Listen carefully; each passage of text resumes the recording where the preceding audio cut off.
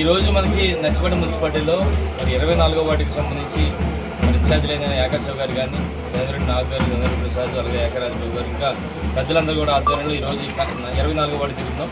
ముఖ్యంగా పెద్దలు సన్యాసిపత్రి గారు, ఇంకా పెద్దలందరూ కూడా కౌన్సిలర్స్, ఇన్ఛార్జీలందరూ కూడా తిరుగుతాం. అయితే మీరందరిగా నిన్న చాలా భారీ ఎత్తున నామినేషన్ కార్యక్రమం చేసాం. మేము ఒక పిలుపునిచ్చాం పార్టీ నాయకులందరూ కూడా నామినేషన్ కార్యక్రమం చేయాలి, మీరు అంతమంది వస్తే అంతమంది రండి చెప్పంటే నిన్న వేలాది మందిగా మేము టార్గెట్ అనుకున్న దానికంటే ఇంకా ఎక్కువ వచ్చారు. ఎందుకంటే ప్రతి ఒక్కరు కూడా ఉత్సాహం ఉంది. జగనన్న ముఖ్యమంత్రి చేసుకోవడానికి ఇంకా తప్పంత ప్రధానంగా ఉన్నారు కదా. నిజంగా నిన్న చూస్తే మేము చాలా భారీ ఎత్తున మరి ర్యాలీ కూడా చేసాం. నిజంగా మీ ద్వారా మా పార్టీ నాయకులకు, అభిమానులకు అందరూ కూడా మీ ద్వారా వారికి ప్రత్యేక ధన్యవాదాలు తెలుపుకుంటున్నాను.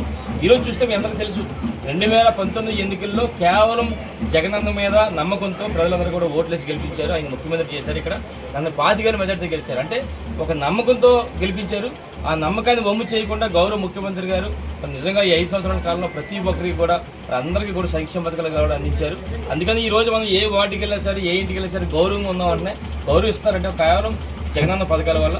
రేపు రాబోయే రోజుల్లో ఇంకా ఎంతమంది కూడా గతంలో చెప్పాం, మహిళలందరూ కూడా పార్టీలతో సంబంధం లేకుండా ప్రతి ఒక్కరు కూడా జగనన్నని ముఖ్యమంత్రి చేసుకోవడానికి సిద్ధంగా ఉన్నారు కనుక మరి మరొక 10-15 రోజుల్లో ఎన్నికలు మరి జరగబోతున్నాయి. మరి భారీ ఎత్తున ఎప్పుడు చెప్తున్నాం మేము, ఎట్టి పరిస్థితులు కూడా 30,000 పైగా మెజార్టీతో మేము గెలుస్తాం. ఇక్కడ వైఎస్ఆర్ కాంగ్రెస్ పార్టీ జెండా ఎగరేస్తుందని కూడా మనం చెప్పడం జరుగుతుంది. దానికి తోడు మరి ఇక్కడ ఉన్న మున్సిపాలిటీ టౌన్లో ముఖ్యంగా సన్యాసిపత్రి గారు పెద్ద ఎత్తున కొంచెం ప్రణాళిక ప్రకారం భారీ ఎత్తున చేస్తున్నాం. ముఖ్యంగా నర్సిపేట మున్సిపాలిటీలోనే మంచి మెజార్టీతో గతంలో కంటే ఎక్కువ మెజార్టీ వస్తుంది. మరి ఎట్టి పరిస్థితులు కూడా ఇక్కడ వైఎస్ఆర్ కాంగ్రెస్ పార్టీ జెండా ఎగరేస్తుందని చెప్పి మీ ద్వారా తెలియపరుస్తూ నమస్కారాలు తెలుపుకుంటున్నాం. జై జగన్.